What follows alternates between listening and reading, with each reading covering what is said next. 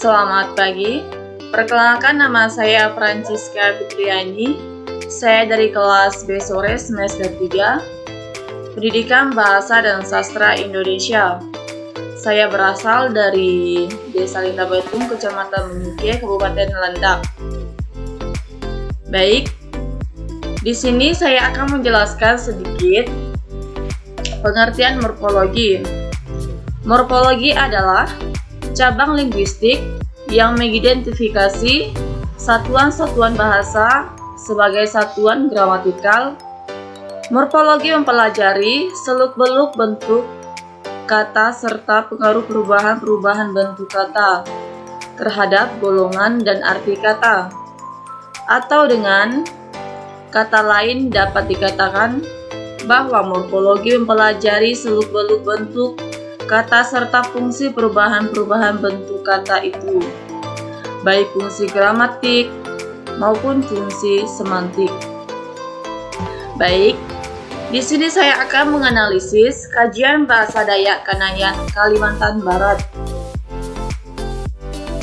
Yang pertama, bahasa Indonesia cacing.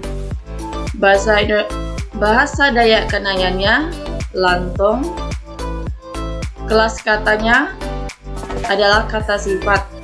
Kemudian yang kedua, bahasa Indonesia busuk.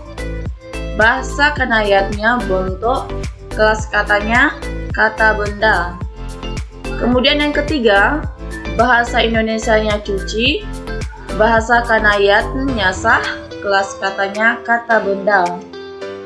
Kemudian yang keempat, bahasa Indonesia orang. Bahasa Kanayat urak, kelas katanya kata benda. Kemudian yang kelima, bahasa Indonesianya perut. Bahasa Kanayatnya parut, kelas katanya kata benda. Kemudian yang keenam, bahasa Indonesianya panas. Bahasa Kanayatnya hangat, kelas katanya kata sifat. Kemudian yang ketujuh, bahasa Indonesianya perempuan. Bahasa Dayak Kanayatnya bini. Kemudian kelas katanya kata benda. Kemudian yang kedelapan, bahasa Indonesia rambut. Bahasa Dayak Kanayatnya bu. Kelas katanya kata benda. Kemudian yang kesembilan, bahasa Indonesianya satu. Bahasa Kanayatnya asa. Kemudian kelas katanya kata bilangan.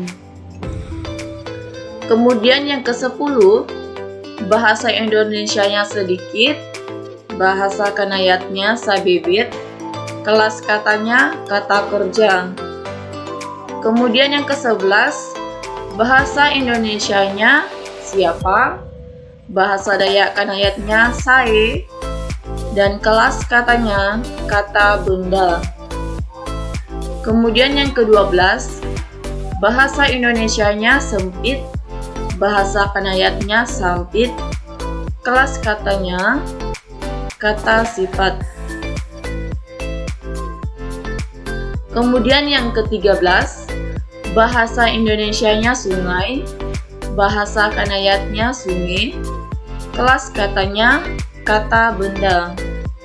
Kemudian yang ke-14, bahasa Indonesianya tahu. Bahasa Dayak